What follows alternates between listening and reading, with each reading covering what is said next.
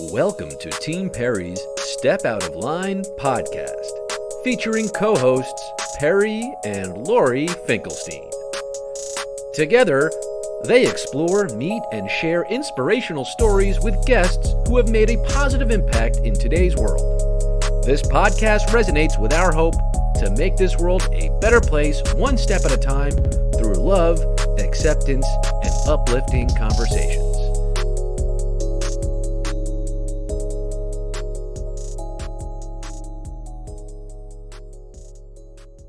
One was more of a revelation of somebody crawling on the ground in Morocco in a very old part of a city in the Medina, just crawling and just trying, hoping, maybe even praying that nobody would step on her while she crawled across this dirt road. I didn't step out of line in the image, the inspiration, the sharp drama, the sadness, all that stuff was compressed into a 30-second experience. And then it wasn't really stepping out of a line when I decided after 20 years or so, I should be able to do something that's more useful to society. I was the inventor in a back room, a highly educated person. I knew how to do mechanical engineering and biomedical engineering. But I said, well, gee, that woman I saw in Morocco, she needed a chair with wheels on it. And so I came up with a model of a chair with wheels on it, just to going to Home Depot and Toys R Us and constructing a sample of a wheelchair that was inexpensive, durable, and functional. But that really wasn't stepping out of line either, because I was going to make 100 of them, and then I was going to prove that they would work, because I made a career out of doing clinical trials for companies, and to get new products through the FDA, I knew how to do a clinical trial. This was not all self-funded, so I figured I'd make 100 and I'd write a paper. I'd publish this paper, and then I'd let someone else do the job of making these wheelchairs. So I was just following what I had learned as an engineer. But the stepping out of line, so many things had happened with the first 4 wheelchairs we gave away in India. What I was hearing, you got to do this. You got to dedicate your life to the rest of this plan. You can't just write this paper. You've got to follow through. I was 29 when I got out of graduate school, and then I spent over 20 years learning how to practice what I learned as an engineer. And suddenly people said, you got to start a nonprofit. And I don't know anything about a nonprofit. I can't ask people for money. That's not my nature. I'm an introvert. But everyone said, no, you got to do this, Don. And that was the step out of line point where I actually did. As long as everybody's behind me. The most important one was I was thinking my wife, but the most important thing was God being behind me. Because these things were happening I call them coincidences. They were miracles. I'm going to sit back and just take direction. I'm going to take inspiration from other people. And I'll spend the rest of my life trying to figure out how to get as many people up off the ground as possible. And that was in 2001. These things that were called, I used to call them coincidences, but the people that came with me, because I did this whole first wheelchair, the first 4 through a church. They were Christian mission people. Don't you understand, Don? You're an engineer. I know you didn't really grow up buying this idea of God being in control. And I agree with them. I didn't. I always gave God the credit for creating the universe, but I just figured we were on our own. And I misjudged what the word infinite was, because I didn't think there was the capacity for God to be in everyone's life.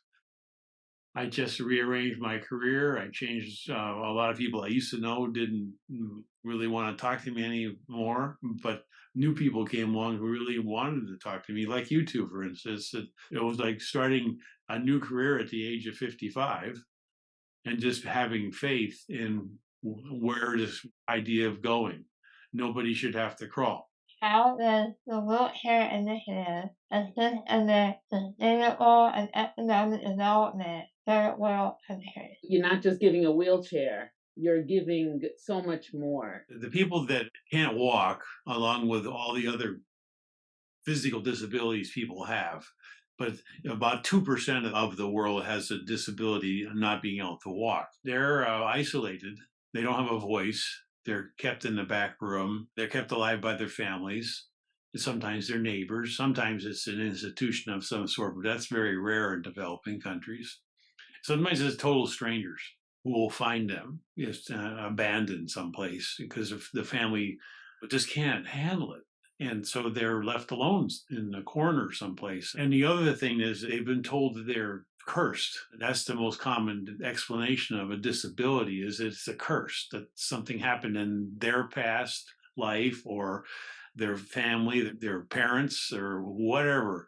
It prevents them from connecting spiritually with whatever religion happens to be in the country where they're living.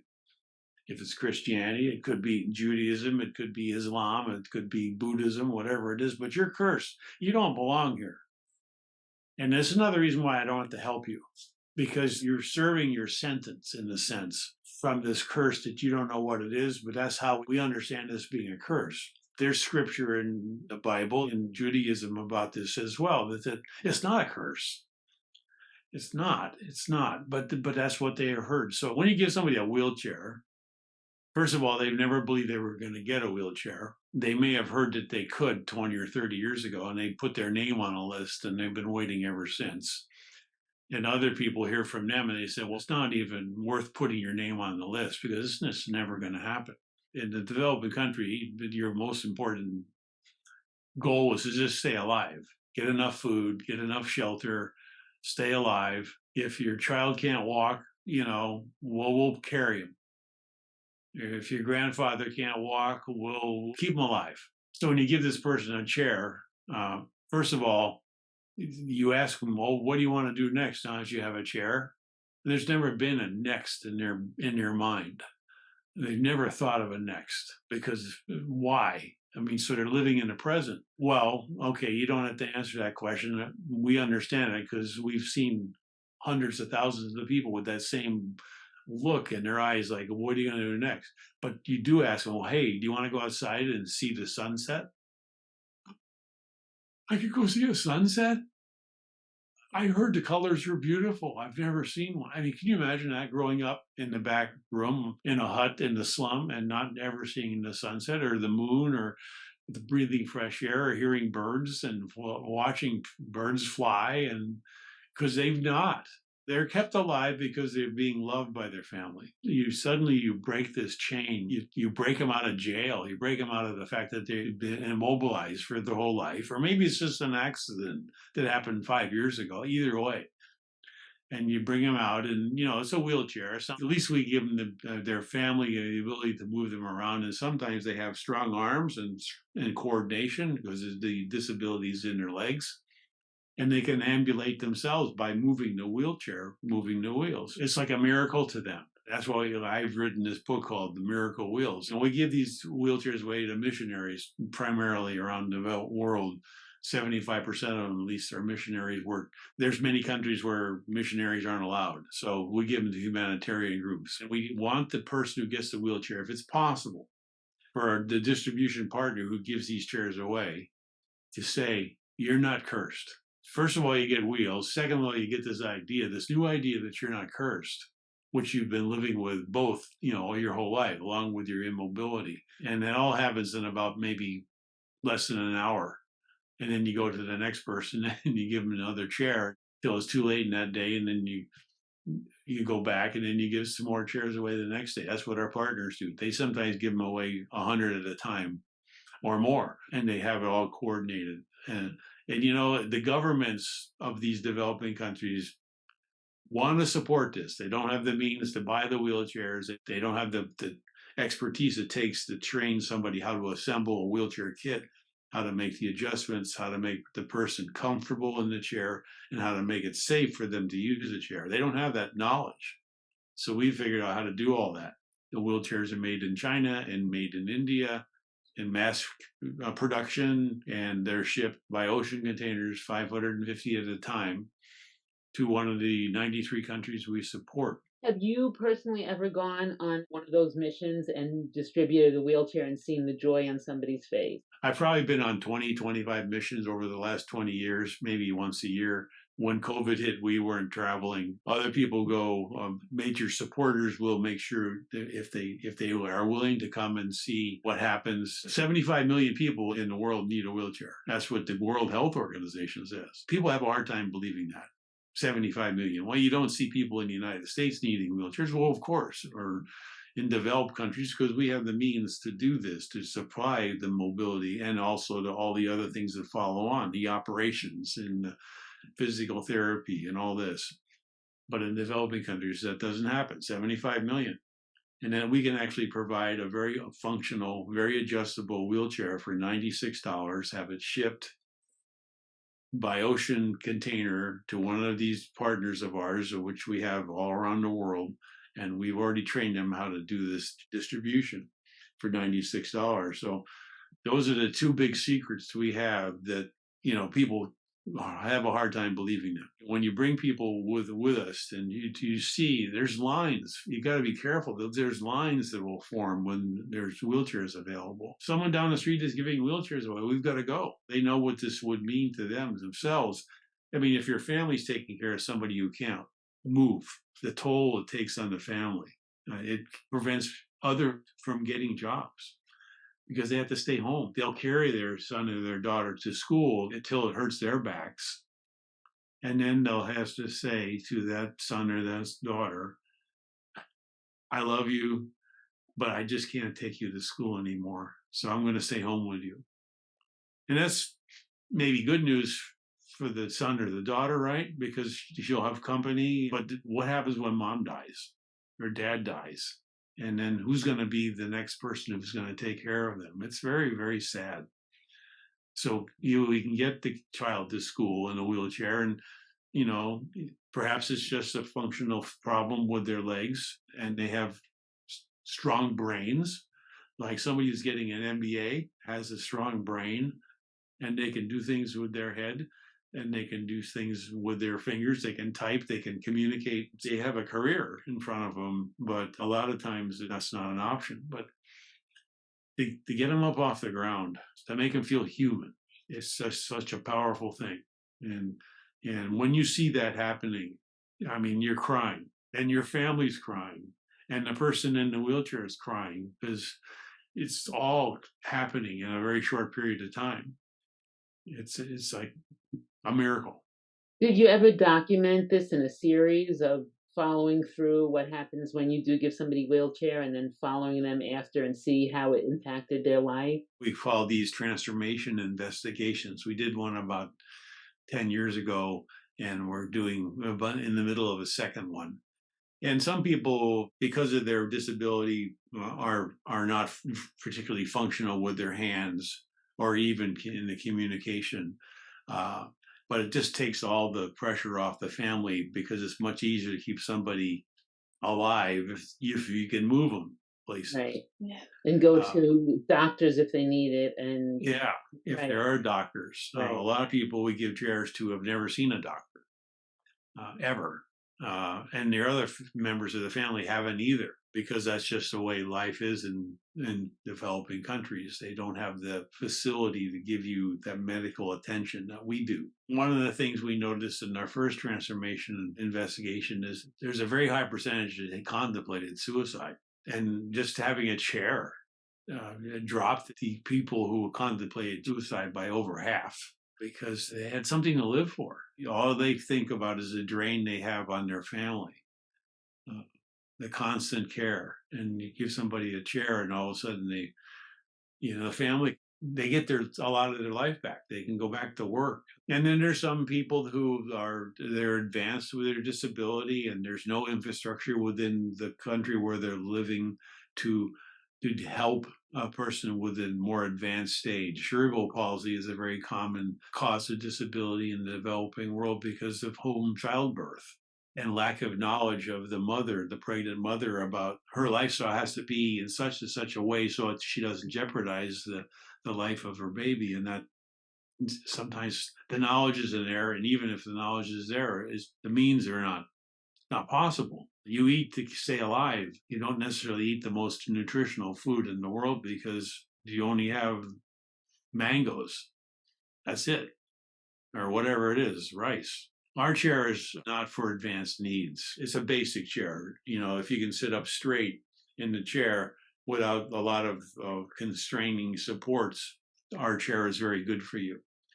We teach a lot of if they have the capacity to learn, our partners can modify the chair in ways that help people stay, even though they can't sit up straight. But we don't have any motorized, we don't tilt the chair, or, it's a basic wheelchair.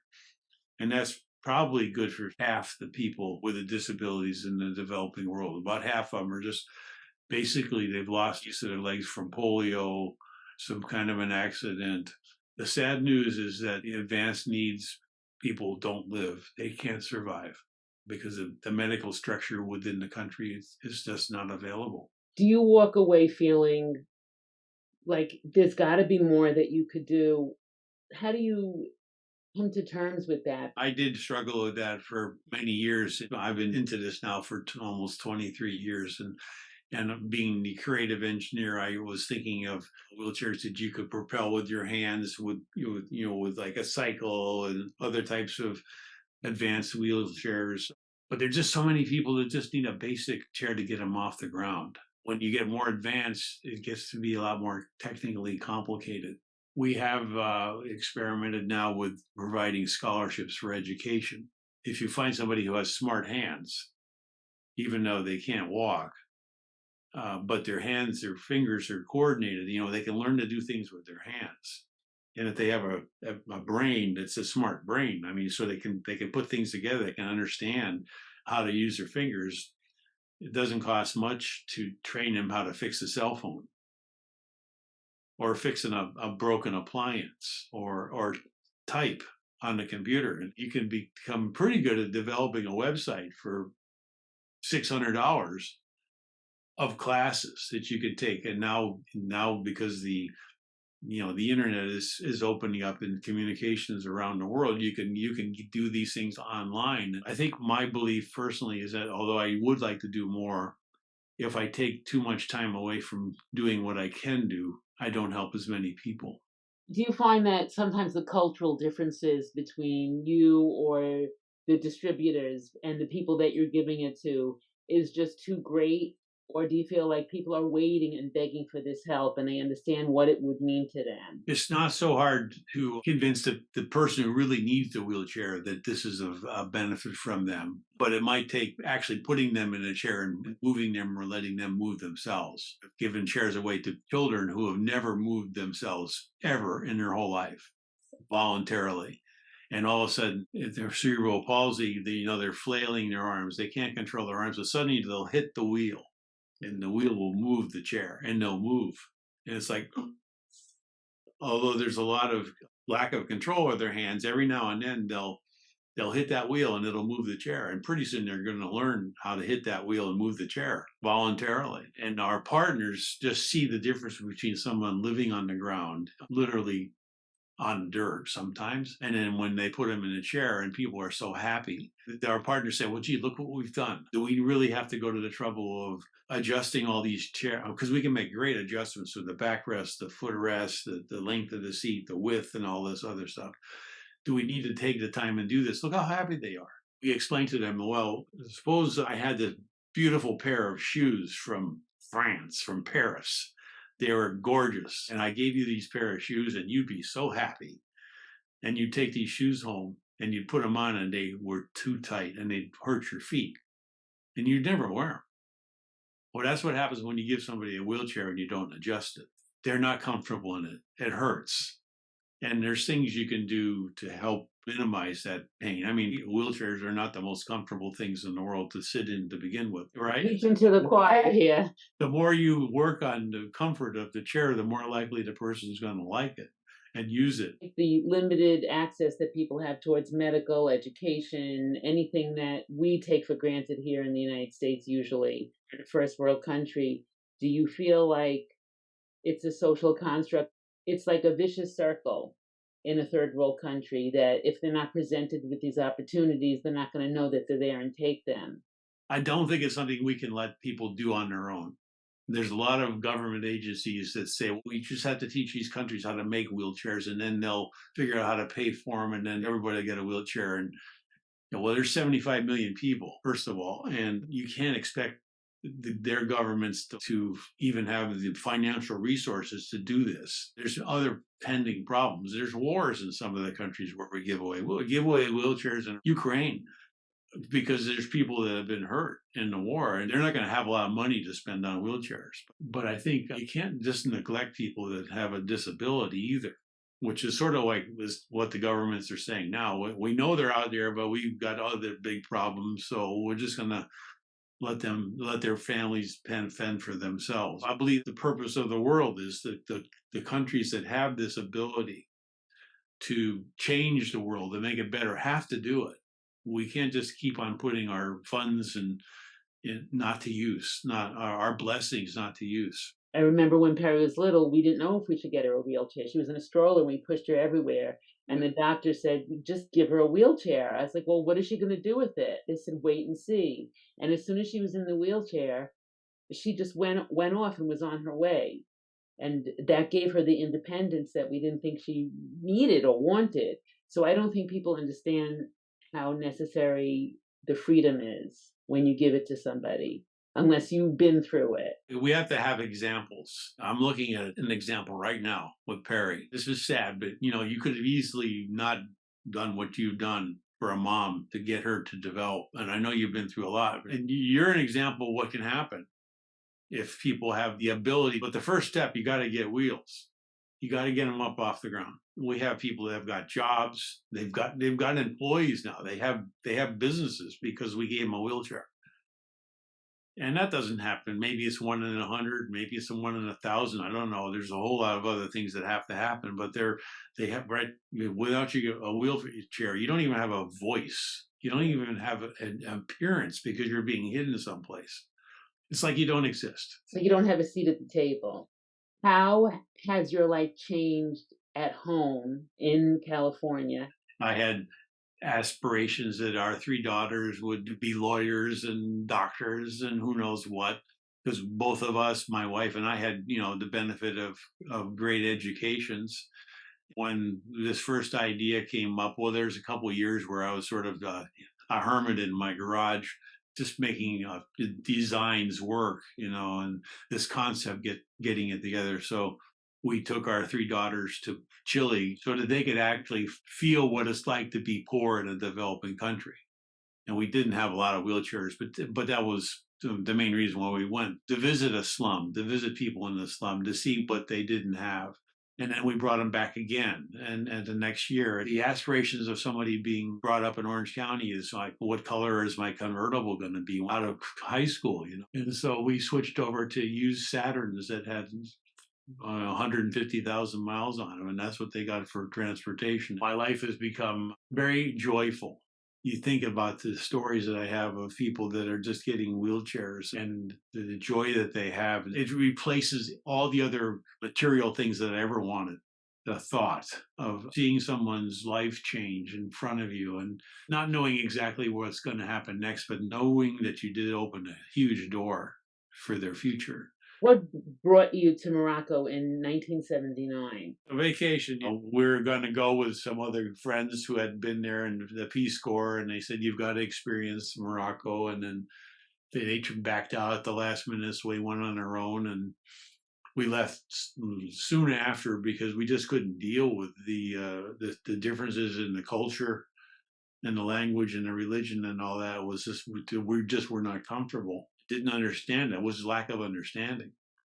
We weren't ready for that. We had to see more of life, be challenged by other things. Did you ever imagine as a young person graduating from college and then going for your Ph.D. and doing everything that you did, that this is where you would be at this point in your life? What I wanted to do really is become a billionaire, and then I wouldn't have to ask anybody for permission to do anything. I could just do these things on my own. Easier said than done. This country, U.S. and the United States, has been blessed in so many ways, and people have money. They just need to know what to do with it. So that's what I set out to do is come up with the least expensive way of solving somebody's immobility problem.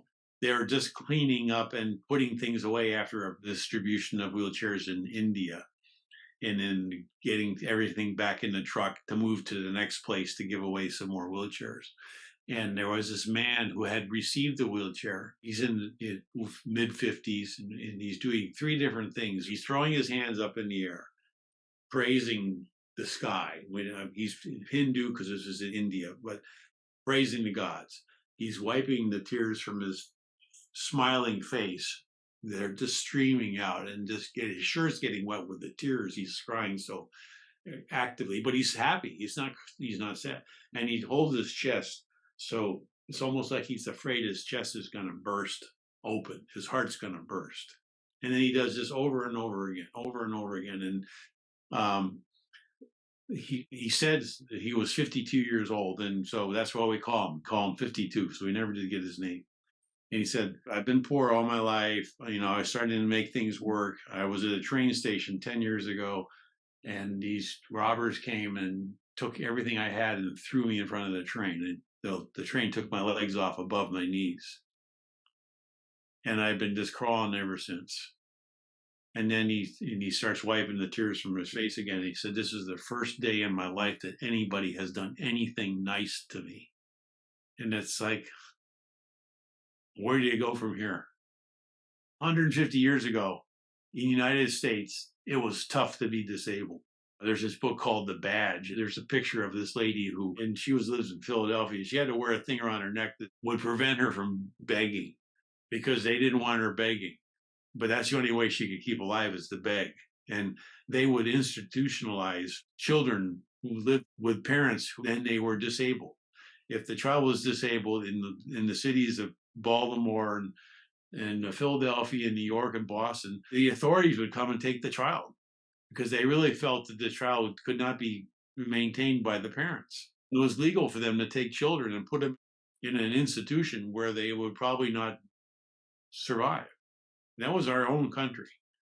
And over the 120 years, after all of this, equal rights and, disability rights, and, we passed laws in Congress, and it's still nothing happened until people just started to make it, you're going to be arrested if you don't honor people with disabilities. This is the way it is in the rest of the world, like it was in the United States 150 years ago. But we've come a long ways. So it's going to take decades and decades before we can make the world have the same attitudes about disability that we have in the United States. And even in the United States, it's not fun to live with a wheelchair in the United States. It's just not. There's not much you can do. Stay home and watch TV. I mean, that's pretty much you got. We have so far to go. But there's Einsteins out there, Nobel Prize winners who have the brains to be able to do something, but they have a wheelchair and they'll never get to it unless you and we step forward and do something to recognize them, to give them a chance. That's what we have to do. One step at a time. One step at a time.